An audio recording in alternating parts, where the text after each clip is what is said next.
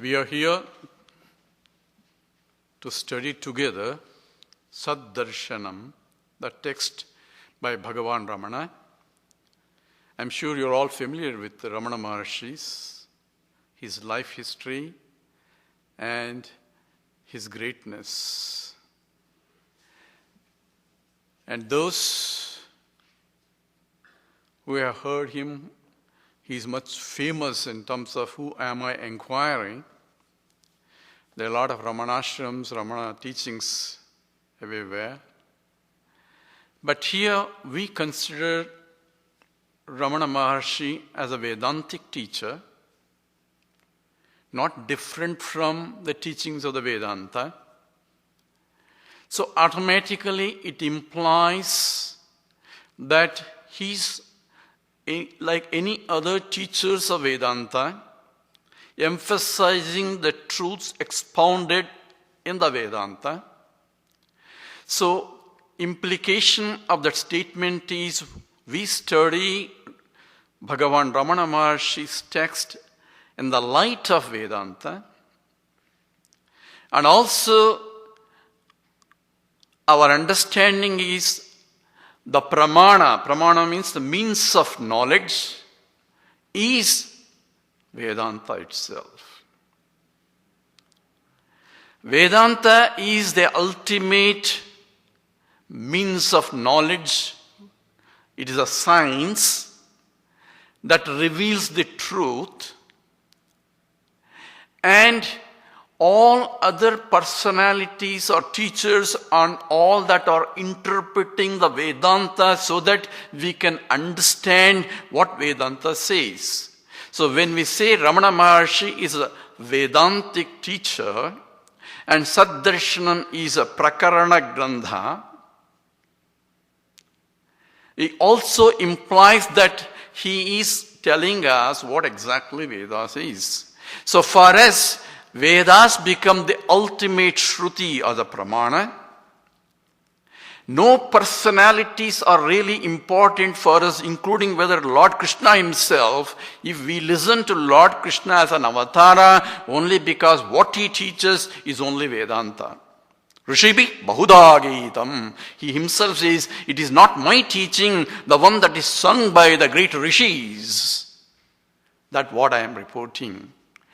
We don't listen to Buddha even though we consider him avatara, because what he teaches does not match with Vedanta. So what is pramana is not the individuals in the process. Individuals and acharyas, we respect them because they are teaching us and interpreting Shastrasya Guru Vakyasya Satya Buddhyavadarana. What they say as an interpretation of the Shastras are indeed true, because what they say is what the Shastras say. So our ultimate, the highest, the reference or the pramana, means of knowledge, pramana means means of knowledge, is Shastra Pramanam. But we cannot read ourselves Shastra because it will be confusing. So we need a teacher who can interpret that Shastra so that we can understand from our point. That's why the teacher is an in-between. And we respect all the teachers, starting from Lord Krishna himself. So with that understanding, we will approach this text also, and you will see the beauty of Vedanta flows through his teachings too.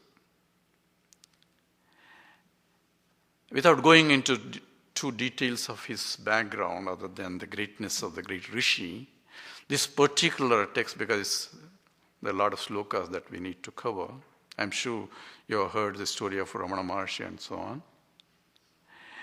And this Saddarsanam that we are taking, the original text was written by Bhagavan. Ulladu Narpadu, it's in Tamil. Ulladu means the truth. Narpadu means 40. The translation of the text. That was the name of the text. It's not the 40 truths. It was a truth expounded in 40 slokas that he had. And there was one Ganapati Shastri, Vasishta Ganapati, who translated this Tamil text, Ulladanarpadu, into Sanskrit, and that is, he called it as Saddarsanam. So that's what we are going to take. And actually the story is, it is his father who was really discovered Ramana and gave the name Ramana Maharshi. This Vasishta Ganapati's father is the one who really discovered the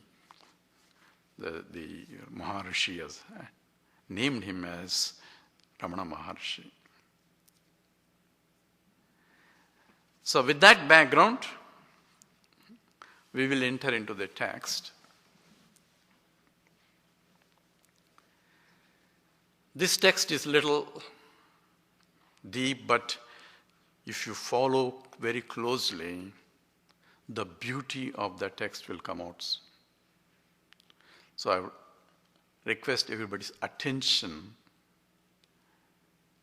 so that we can all enjoy the beauty expounded by Bhagavan Ramana. Because he says things in a condensed form, and you have to really unravel it to see the beauty inside and realize the truth that he's trying to point out.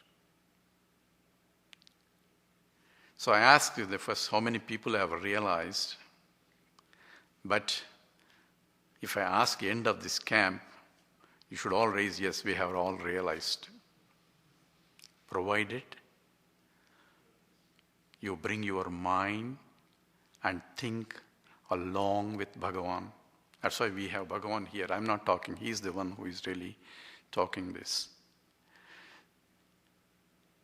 And if we understand it, then we see what the whole beauty of this text itself. Examining ourselves, that we are, as an individual, born in such and such a place, or such and such a time, and one day we leave this world. That seems to be a fate or the biography of everyone. So if you go to any cemetery, there will be a date of when he is born, and there will be a date of when he existed. Between these two, there will be only a dash.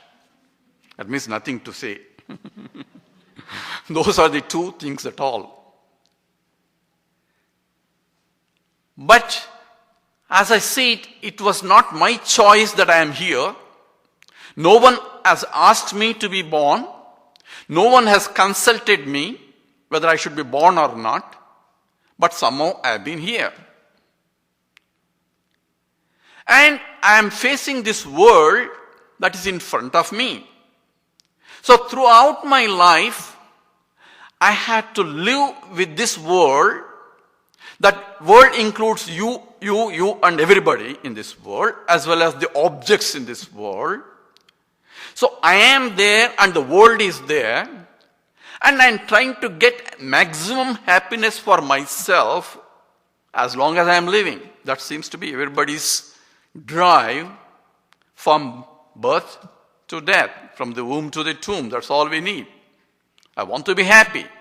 So that seems to be the ever continuous longing for happiness that I can yoke out from this world as long as I am living in. But I find myself, the happiness that comes is very rarely it comes, far and in between, and all the time I'm only struggling to gain happiness all the time.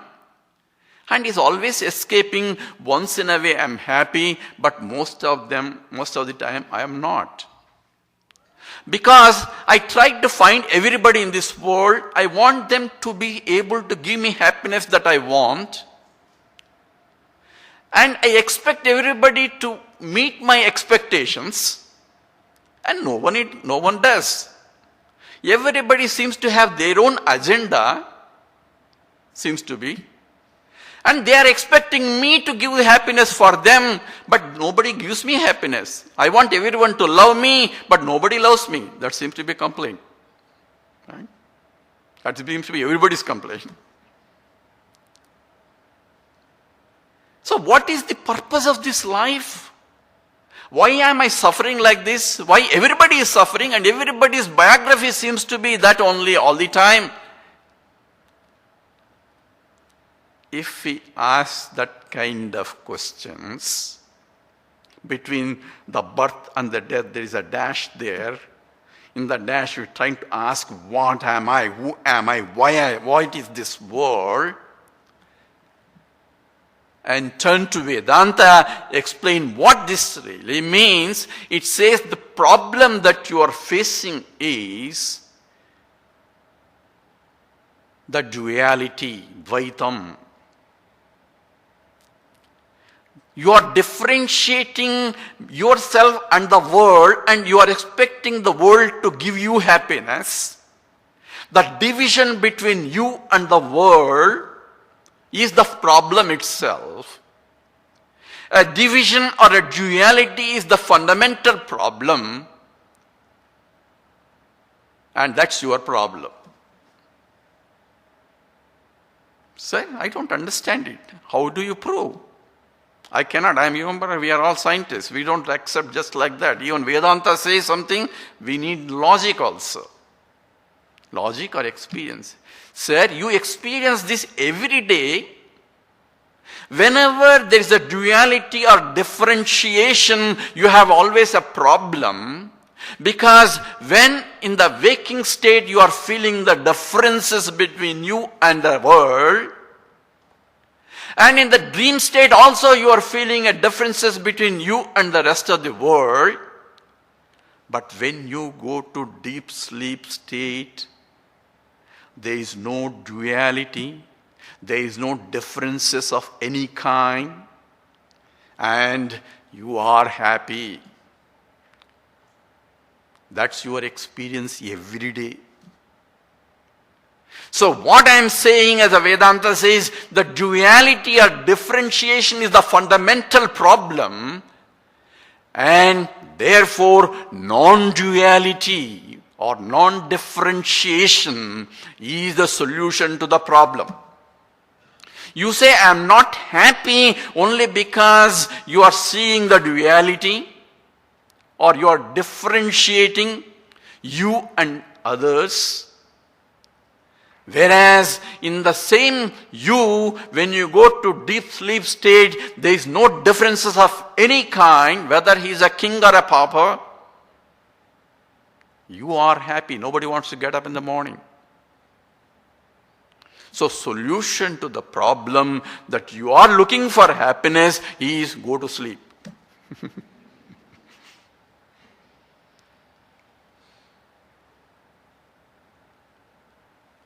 Therefore, the fundamental problem is Dvaita. Dvaita is duality.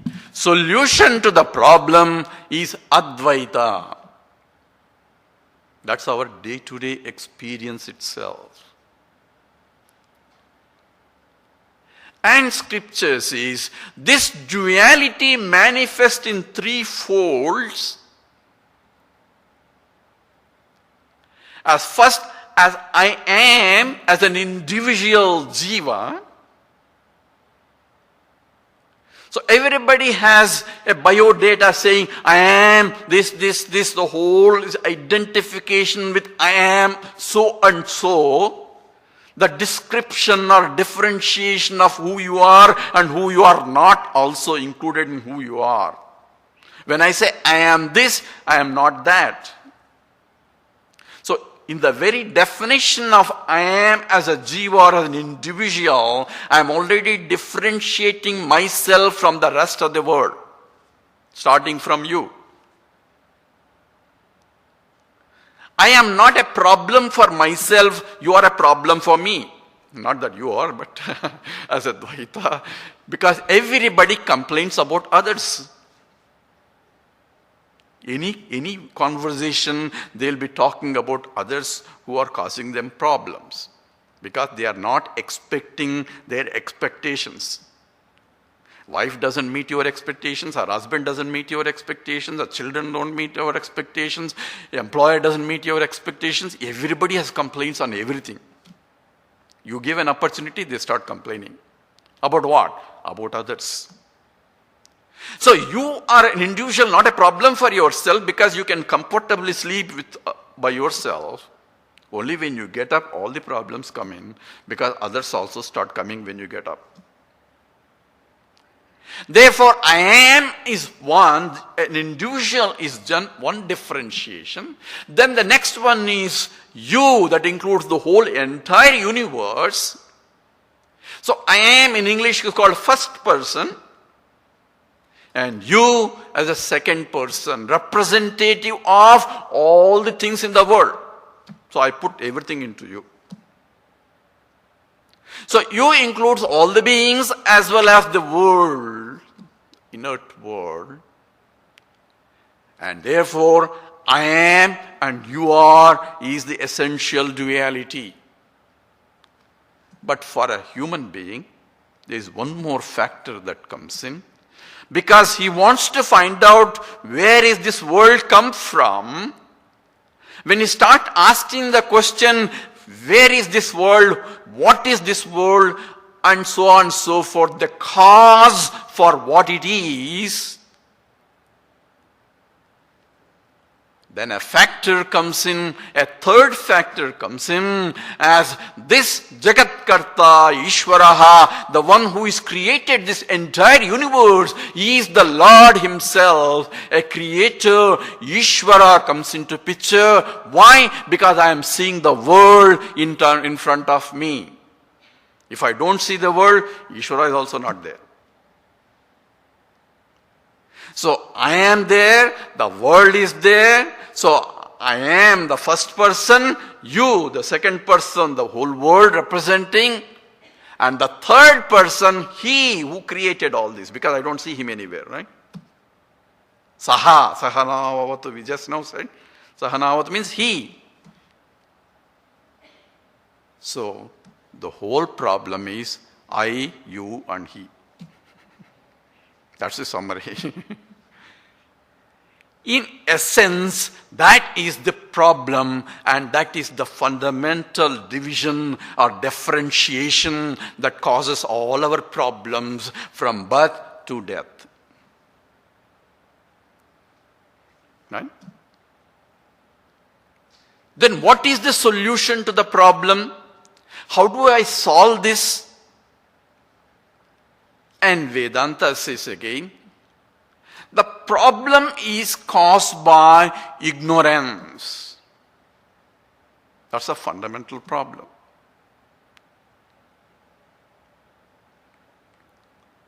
If I say it is the ignorance that is the problem, then the question immediately is ignorance of what? Because it should be a relative ignorance of something. Ignorance of chemistry, ignorance of physics, ignorance of what? You have to tell me what the ignorance is. We said we have a jiva, individual, the jagat, the world, and the Ishvara as the Lord. So jiva, jagat, and Ishvara is the ignorance of any of those?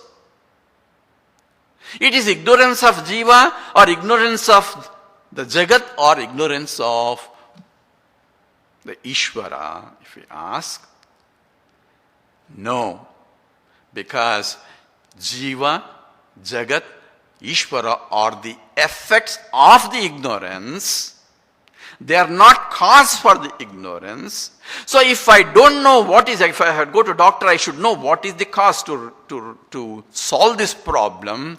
Says I should know what is causing the problem. If ignorance is the problem, then what is the ignorance of what? It is not the ignorance of jiva, it's not the ignorance of Ishvara, it's not the ignorance of the Jagat also.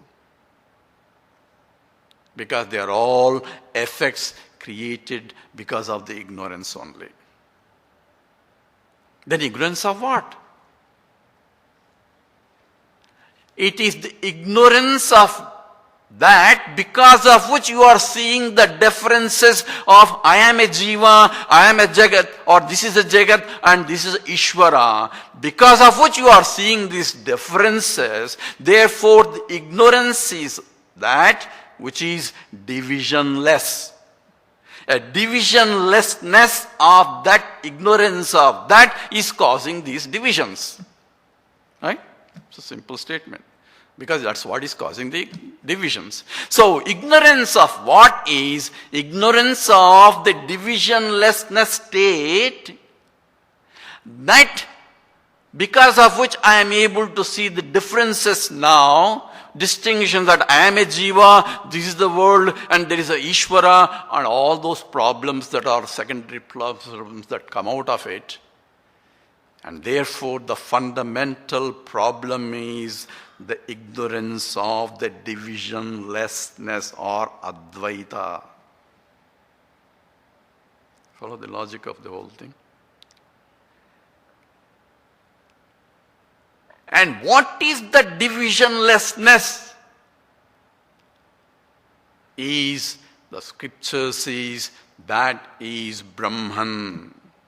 Brahman means infiniteness itself. That which is beyond, so big that it is unqualifiedly big. And that is the essential truth. It's called Brahman. And what is that Brahman? And the Upanishads, the Taittiriya Upanishad defines Satyam Jnanam Anantam Brahma. Says that Brahman is Satyam, Satpa, the existence itself is Brahman. Consciousness itself is Brahman. And it is infiniteness, Anantatvam is Ananda Swarupam, limitlessness is Brahman. So, look at the logic now. What caused the division? Ignorance. What is the cause for the ignorance? The lack of understanding of the divisionlessness, which is Satyam, Jnanam, Anantam, Brahma. How do I find out? How do I know that? He says, I have the ignorance of that. How do I discover or how do I can know that? And that darshanam of that Sat, which is Brahman, is Saddarsanam. The text that we are taking, Bhagavan Ramana is going to show us that exactly what I am going to talk about. So Saddarshanam is the vision of that truth which is divisionlessness, which goes beyond the Jiva, Jagat, Ishvara. It's not the Jiva, it's not the Jagat, it is not the Ishvara. It is because of which there is a Jiva, there is a Jagat, and there is an Ishvara. And that we will start with this Saddarshanam text.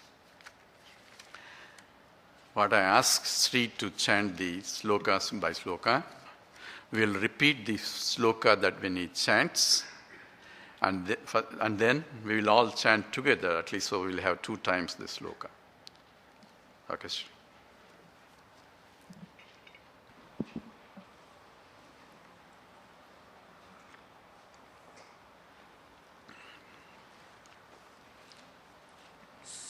Pratyaya kim nu vihaya santam Satpratyaya kinnu vihaya santam hridyesha chinta rahito hridakyah Hrudyeshu chinta rahito hrudakyah katam smaramastamameyamekam Katham smaramah tamamiyamekam tasya smritihi tatra dridhaiva nishta Tasya smrutihi tatra drudhaiva nishta.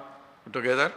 Satpratyaya kinnu vihaya santam hrudyesha chinta rahito hrudakyah katam smaramastamamiyamekam tasya sprutihi tatra dudhaiva nishta.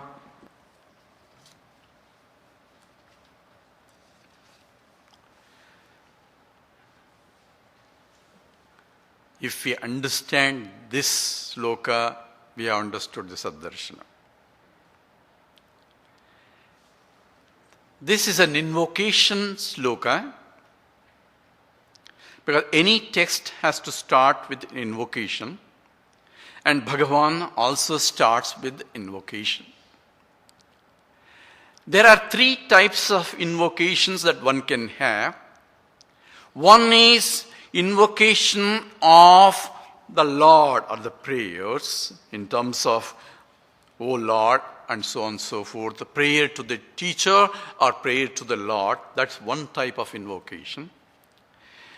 The second type of invocation is Mangalasharam, that means Ashirvadam type, where blessing everybody. That kind of invocation is also some of these things do.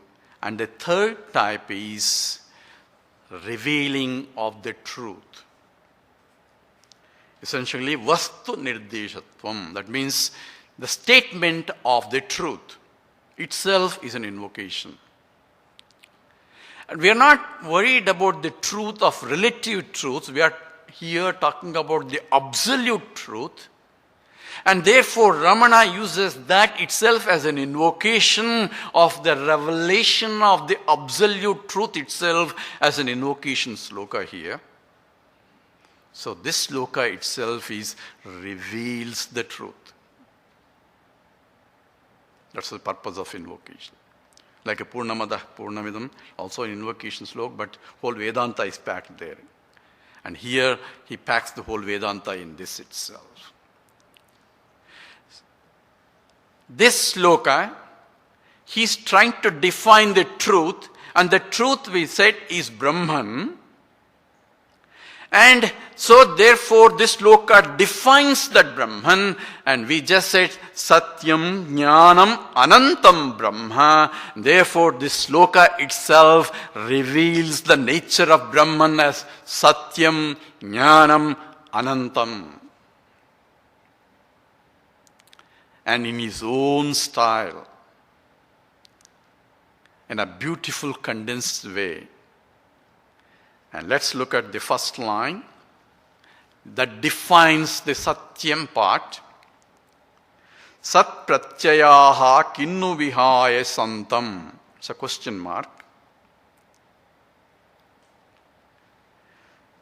Santam vihaya. Santam vihaya means Sat, existence. So vihaya, without that, without the principle of existence, I'm just translating first. So santam vihaya, sat pratyayaha kinnu bhaveyuhu. You have to add the verb here. Sat pratyayaha means, pratyaya means experience of the existence. Kinnu bhaveyu, how can it be possible? It's a rhetorical question. The statement is, without having the Sat, without seeing or without knowing that Santam Vihaya, Sat Vihaya, that which pervades everything, how can I have the experience of the existence? So if you just translate the sloka, it will be mind-boggling. So let's unravel this little bit. Can you see all this? Right? How do you know it is there? Because I can see. Let them come.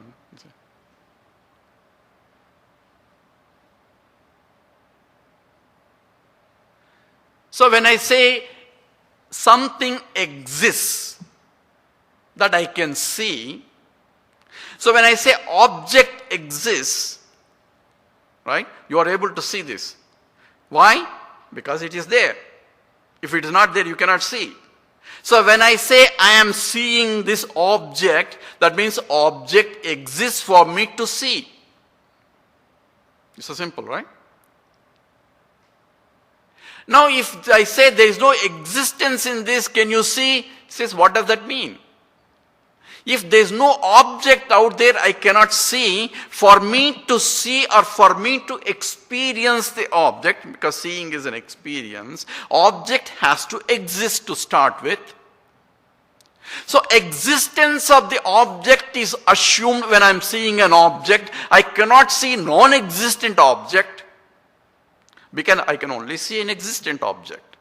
So every object that I can see, I can perceive. See means see, hear, touch, all those five senses that they can operate. So every object that I can experience has to exist. Otherwise I cannot perceive. So any perceptual knowledge that world is, when I say the world I am experiencing, that is the world of all the objects is, because I say I am facing the world, that means the world is, that means all the objects in the world is, therefore the existence of the world has to be there for me to see the world.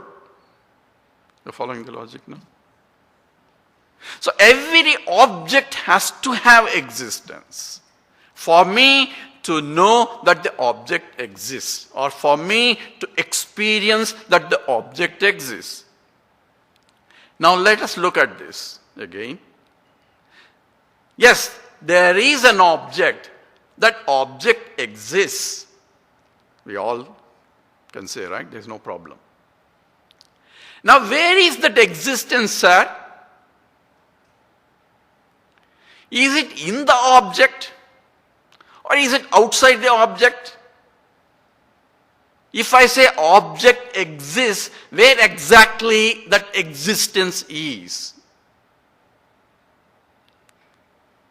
So what question are you asking? I am asking, is existence a part of the object? Should I say existence exists in this part and not that part? No. It's all simple common sense, right? So existence has to be there everywhere, wherever there is an object. That much we can say. So existence is not a part. Now I am defining properly. Existence is not a part. Now sir, is it a property of this body? Is existence a property of this? Let's call it what? Vessel? Tumbler or no? What do you call this? Plate? Is existence a property of this plate?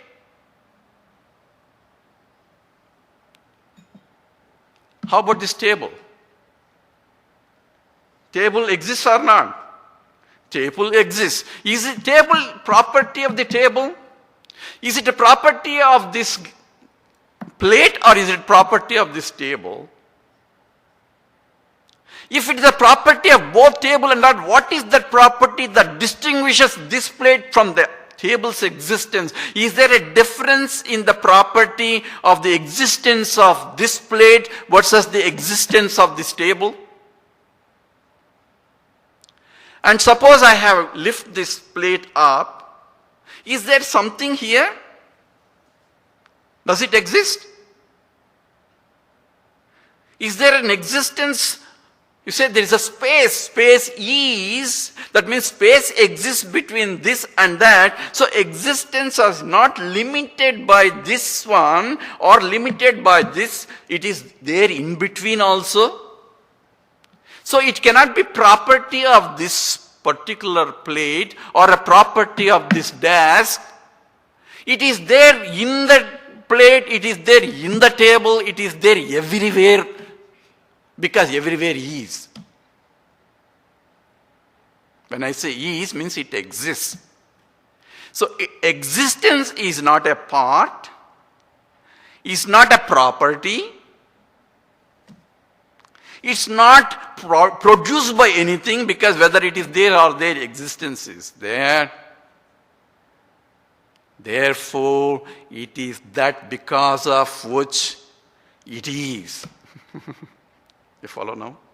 Existence is that which pervades this object as well as this object as well as in between anything. It is neither property of any one of these, yet it pervades all the objects, lending existence to all the objects that it pervades. You follow now?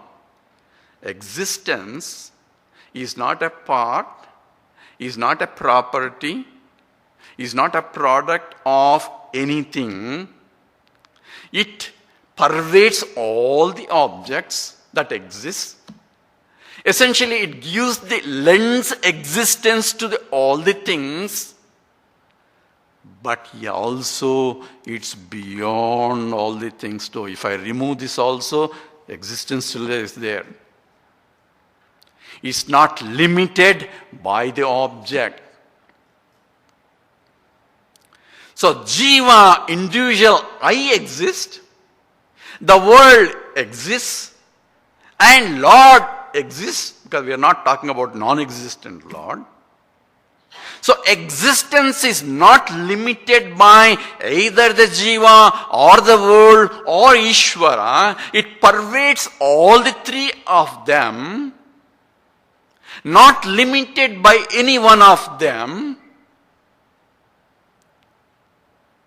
and it remains there even when all the three of them are removed. When I go to deep sleep state, I am not there that I am conscious of. No world, I means as a jiva, individual is not there. There is no world for me to see. Akinchana kamam kamayata in the Mandukya Upanishad says, there is no object there for me even to desire.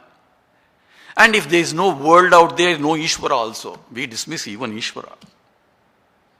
Why? Ishvara is there to bring so that he can create. So I create Ishvara so that he can create this. That's a Vedanta. It's absolutely true. That's why Sadeva Saumya Idamagramasi Egameva Advitiyam. That existence alone was there before the creation, and after the creation that existence is also there in different names and forms. That same existence pervades whole creation itself. You follow now the whole concept of it. And therefore Bhagavan says here, Santam Vihaya. So without the principle of existence, how can I have experience of anything that exists? You know, you see the first line, how compressed he told the whole thing in one, the whole Chandogya Upanishad 6th chapter is put in one line. So without the principle of existence, how can I perceive any object that exists in the world when I say, therefore, how can be possible? Kinnu bhaveyu. How can that be possible? Of experience, because what I experience is existence of something or the other. Whenever I experience something, it has to exist. I cannot experience something that is non-existent.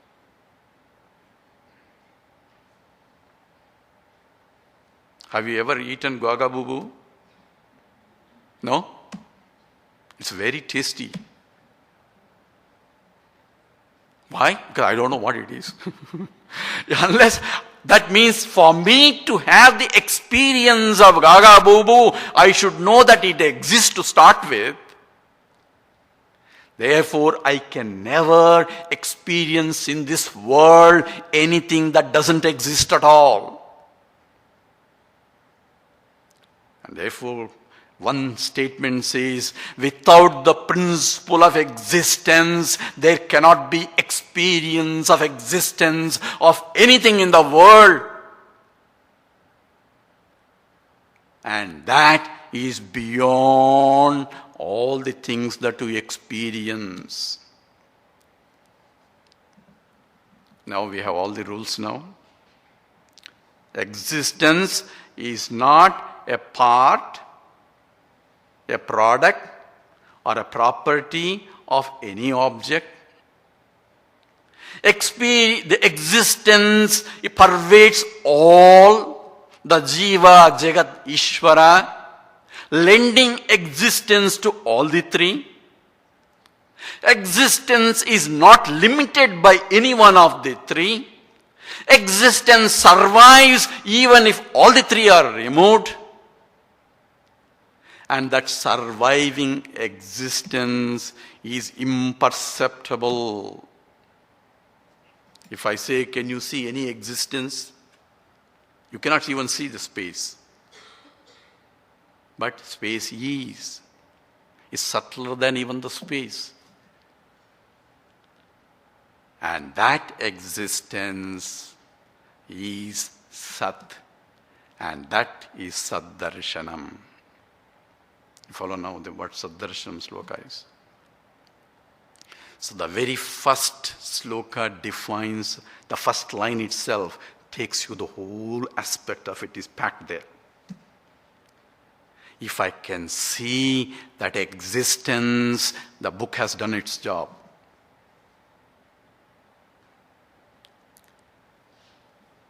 So sat pratyayaha kinnu vihaya santam. It's only a rhetorical question. It says, how can that be possible to have the experience of any object in the world without the existence pervading everything? So that is the definition of Brahman, that is Satyam Brahma. And I mentioned before, a lot of people might have heard my statement. This is done in a converse statement where the definition is given mathematically. Converse means it is a necessary and sufficient requirement that when I say existence, that means Brahman. Remember, there is that called Swarupa Lakshanam. Swarupa means it is intrinsic quality of itself. That which defines as it is. And interestingly, just for, you might have heard before me, but it says, when I say there are the necessary qualifications, like sweetness is necessary for sugar, so sweetness is a necessary qualification for sugar. If it looks like sugar and is not sweet, it's not sugar. So it is necessary that it has to be sweet. But it's not sufficient qualification. For that, converse has to work. Converse is that if it is sugar, if it is sweet, it has to be sugar. That's a converse statement. And we know if it is sweet, it can be equal or splendor or something else also. So it need not be sugar, but it has to be sweet for it to be sugar. But it is not sufficiently enough to describe that it is. There is no Swarupa Lakshanam. It's not a Swarupa Lakshanam. And Vedanta defines Brahman using the very Swarupa Lakshanam in a converse. Prajnanam Brahma. Consciousness is Brahman means if there is consciousness, that has to be Brahman. No questions. If there is existence anywhere, it has to be Brahman. Are you existing? Yeah? No? Thank God. That means you are Brahman. Definition. If you are existing, you have to be Brahman. Anything that exists, existence pervades every object in the world. I agree, I am Brahman, but what about my neighbor? How can he be Brahman? No, he is also Brahman because he is, existence is. So with that first definition, once it's clear, we can go to the next line, where he defines now, I am not only Sat Swarupam, I am Chit Swarupam. Let's take Hrudyeshu Chinta Rahito Hrudakyaha. Hrudakya means it's called Hrut. This nature of reality is called Hrut. Hrut is the very core of individual. The very essence of individual, the heart of the problem. What is the heart of my problem? I am. I start with I am, and rest of it all biodata, pages and pages and pages of biodata comes with first I am, this, all those, this. That's all biodata. And what is the core for it? I am. And that I am is the Hrut, is the essence of my individuality. That is the very existence, because I am involves existence that I am. Because I have to be there to say I am, exist. And also, I am a conscious entity. Unconscious entity doesn't say I am. Now, just now you said, sir, everything that exists in the whole universe, the existence pervades everything. That existence is Brahman, and Brahman is consciousness. Brahman is not unconscious, right? Brahman is consciousness. But how can you say this world is not conscious? How can you say this is Brahman? The chair is a Brahman. How can it be? Carpet is a Brahman. That's not possible. If you ask, he says, how do you know it exists? You say existence is Brahman, but how do you know the carpet exists? What do you mean, how do you know carpet? I know, I can see. Right? Isn't it? I can see the carpet, I can see the chair. Therefore, there is that inert object, but who says that there is an inert object out there? I am saying. Who are you? A conscious entity that I am, declaring that there is a world out there. World doesn't say I am there, because thank God, if the chair is conscious, it won't let you sit there. So, the object, inert object exists there, out there, only because I am seeing it. So I don't agree with this. Doesn't make any sense. Whether I am seeing or not, the chair is still there. So how do you know? Or when I go to sleep, the chair will be still there. How do you know? So other fellow can tell, but the other fellow is awake. He is seeing the chair. If he is also no conscious entity can see, then how can you establish the existence of inert object by itself? It's called anirvachaniyam. That means it is indeterminate problem. In the mathematical, it's called indeterminate system. For determination, a conscious entity has to come into picture. Therefore, I cannot say the world is, and say inert things are there only because I can see and experience. So, sat pratyayaha, when he said, I am able to experience the world inside because I am a conscious entity. I can experience. Experience can only be done by a conscious entity, not an unconscious entity. Chair doesn't know that I am sitting even there. Therefore, when I say the world is nothing but objects. Objects exist only because I can see. Right? Everybody can agree. But how do I see? What is the mechanics? The mechanics, Brahmana goes into more detail. Here I had to, because the first sloka itself is an explanation. Everything else is a commentary on that. I can see only because I am able to gather by my senses the attributes of the object and then feed into my mind, where an image of the object out there is a thought in my mind, and the thought in my mind I can see. And therefore, a chair out there is a chair thought in my mind, and chair thought in my mind is chair thought in my consciousness. That means I am conscious of the chair image in my mind. Therefore, there is a chair out there. You follow all the process? If the mind is not there, you being 100 chairs, I won't know. My mind is somewhere else.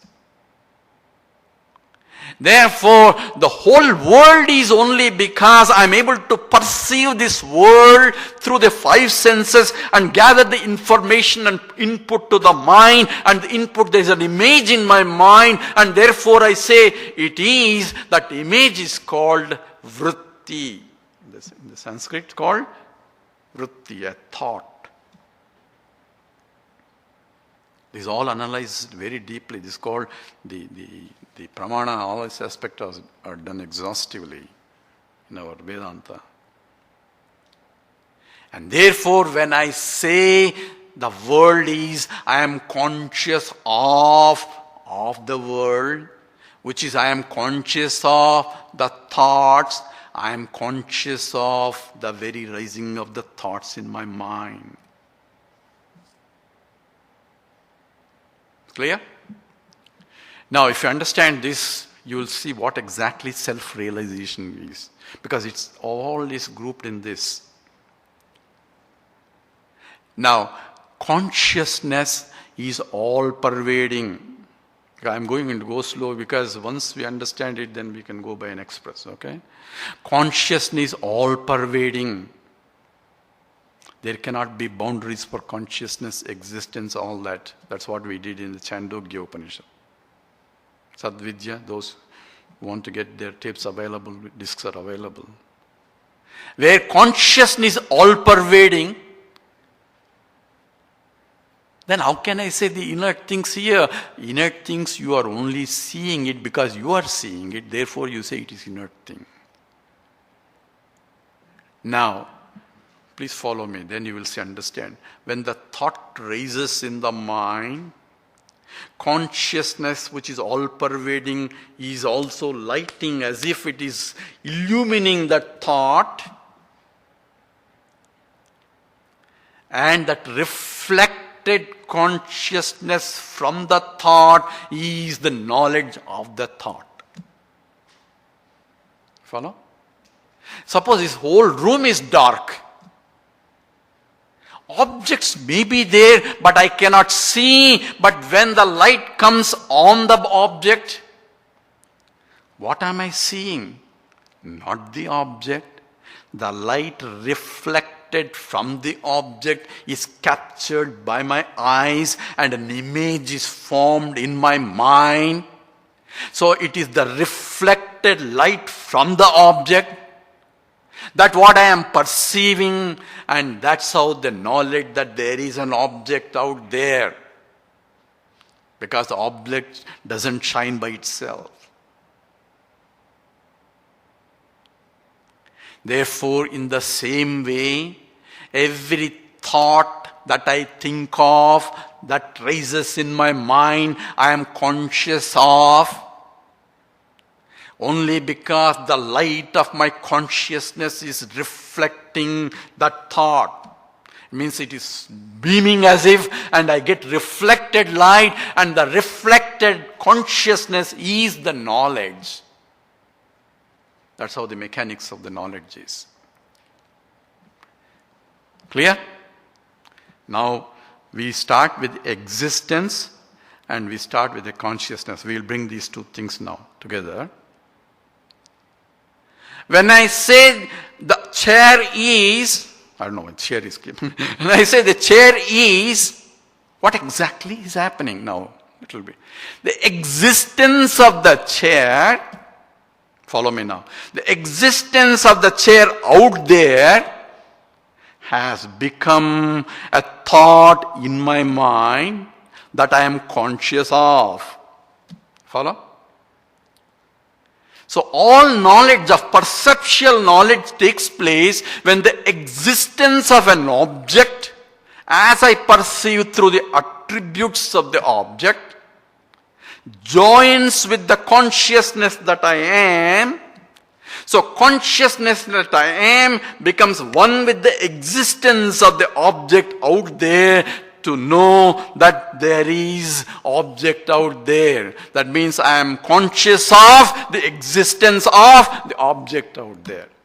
You follow?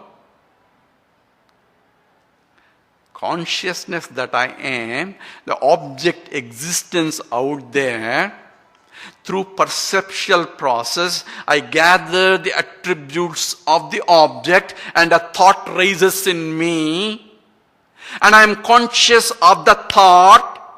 So when I say I am conscious of the thought exists, but the contents of the thought is nothing but the attributes of the object out there. Therefore I say the object is, the existence of the object is translated into conscious of its existence itself.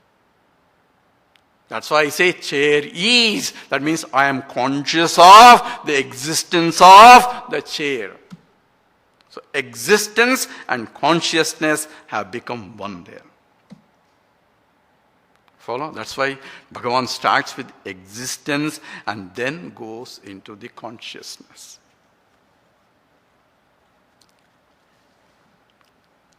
Now, where is that consciousness in the thought?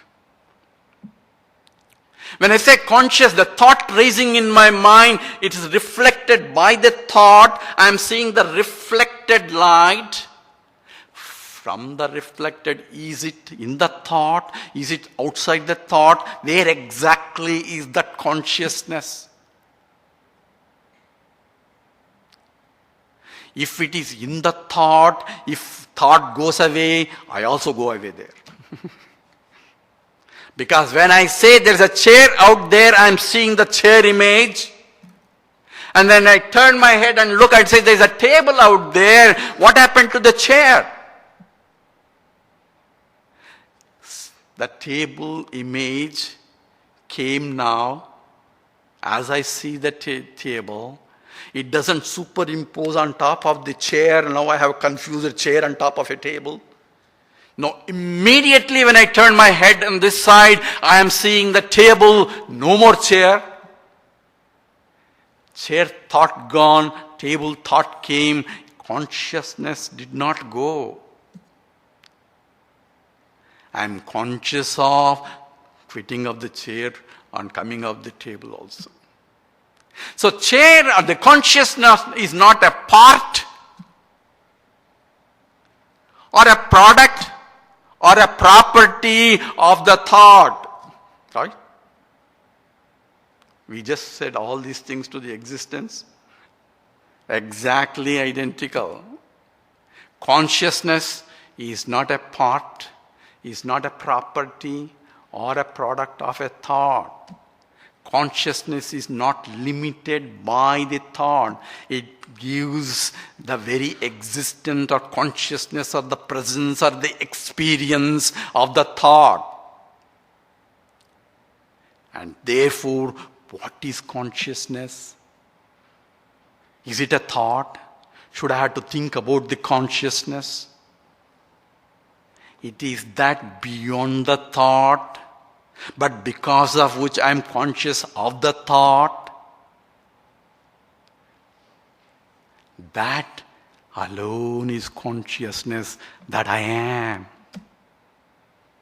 Yan manasa na manute yenahur manomatam tadeva brahmatam viddhi nedam yadidam upasate. That which you cannot think of as this is Brahman, that because of which you have the capacity to think of, that alone is Brahman, not this, that what you worship here. It's taking us to lift your attention not from the thought, but that because of which I know that is a thought. How do I know? A reflected consciousness from the thought. Just as when I put my hand out there, you see only my hand, but you know that there is a light falling on the hand. You are seeing that also. In fact, you are only seeing the reflected light. But my attention is gone to the object, but not to the light that is getting reflected from the hand. And Vedanta says, turn your attention inwards to look at the light that is coming out from every thought. It's not the absence of thoughts. It is because of which I am able to think, because of which I am able to perceive each thought by thought.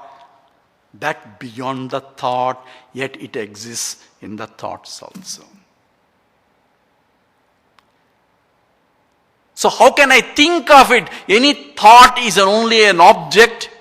It is not something you can think of, but because of which you have the capacity to think of, you are able to know the thoughts as well. Therefore it says, Hrudyeshu chinta rahitaha.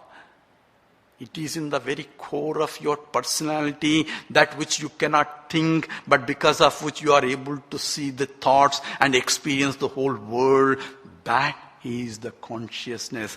That is the very inner core of your own self. Therefore it's called Hrut. And therefore I am what? Sat, Chit. That is the second line. You follow the second line, how it is hooked up to the first line? Because the existence and consciousness have to join together to have the knowledge of the existence. And therefore, I want to think of, oh Lord, I want to think of you. How do I think of it? Katham smaramah tamameyamekam. And here, Bhagavan provides you the third definition. Ekam means one. It is only one. I am calling it as a consciousness from the point of unconscious entities. Like it's not of that type. I am calling it as an existence because it's not a non-existent thing. But yet I cannot see, I cannot perceive itself as an object because it's not an object. So how can I think, I want to meditate on it? How can I meditate? Aham jata paramdhyayam akhandam khandate khatam, says Bhagavan Dattatreya in the Avadhuta Gita. I am trying to divide. I say I want to think of, I want to meditate. I'm saying, how can you? You are a meditator and that has to be meditated. You're already dividing, which is Advaita. There is no divisions there. See that because of which you are able to divide. That alone is Brahman. So that because of which Ekam, it is undifferentiated Advaita, non-duality, that there is no differences of any kind. Sajati, Vijati, Swagata, Vedas are not there. That is of difference of three types. That Chandogya we talked about. That kind of differences cannot be there in that which is undifferentiable. That is knowledge of that alone. Remember the ignorance we are talking about? That is Saddarsanam. So how can I think about it? Katham smarami. Because it is one of non-differentiable. Whatever I can think of is differentiated, objectified, conceptualized. It is none of that type. It is that beyond all these things that I cannot think of. Should I stop thinking? No, it is nothing to do with it. It is everything also. And that alone is one without any duality of whatsoever, without any differences. Therefore, it has to be anantam, infinite, and anantameva anandam. Limitless is happiness that I am, and that is the very nature of the truth also. And therefore it says, Katham smarama tamameyamekam. It is ameyam. Ameyam means that which is measurable. Ameyam is immeasurable, means it is infinite. It cannot be a finite thing that can be pointed out. And how can I think? Because whatever I think is only a finite things that I can think. Infinite I cannot think. If you can think, then it is finite only. Therefore, Katham smarami. How can I think of that? Which is beyond all the thoughts. Yet it is there. Because it is that lends support for the existence of everything. And because of which I am conscious of everything also. And that Sat, Chit is that very nature which is Anantam Eva. Tasya smutis tatra dridhaiva nishtha. It's also ameyam also. It is not an object file. It is no desha kala vastu parichinnatvam is not there. It is not a measurable. It means that which can be finitized. It is not of that type. It is akhandam. Therefore, that also is included in the definition here. Tasya smutis tatra dridhaiva nishtha. So how can I think of that? It's not something to think of, it is something to understand as a fact, not as a thought. The difference between, in the J. Krishnamurti talks, is it is not an understanding as a thought, it is an understanding as a fact. I am. Once I understand, there is no more confusion, it is the knowledge. So that understanding I should have. Therefore it says, Tasya smrutihi tatra dridhaiva nishtha. Dridhaiva nishtha means firm abidance in the knowledge that I am this. That understanding I should have. So nishtha means nischayam, that is a definitive understanding or abiding in that knowledge. So what does that mean? All words. What does abiding means? Abiding in the knowledge means after the class is over, I don't go back that I am this again. Understanding I am that in spite of. Just as when I understand that there is no sunrise and sunset. We all learned, right? It is only the earth rotating. Once I understand that there is no sunrise and sunset, even when I go and see the beautiful sunrise and sunset, I know that there is no sunrise and sunset, yet I can enjoy the beauty of the sunrise and sunset. That abiding knowledge will not remove by any experience of whatever that comes in between. Hey, he is doing this, I am doing that, he is fighting with me, I can fight any way I can, knowing very well all is drama of life. I am Satchidananda Swarupam beyond all these things too. I can enjoy the tamasha. And therefore, Dridhaiva Nishtha, once I know that abiding knowledge means it will never leave me any time, because knowledge is of that type. It's not an experience. I'm longing for experience of, I want to self-realize. You remember I asked the first question, have you realized? Oh, I haven't realized because I want to realize something there to realize. No, it is not something there. It is you. When is the time you are not experiencing yourself? When is the time you are not conscious? When is the time you are not existent? It is just turning my attention to understand I am that consciousness, I am that existence, not what I am conscious of. All other things are only objects.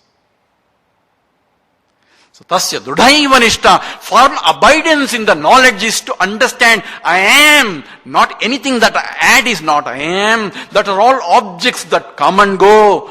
But I don't come and go.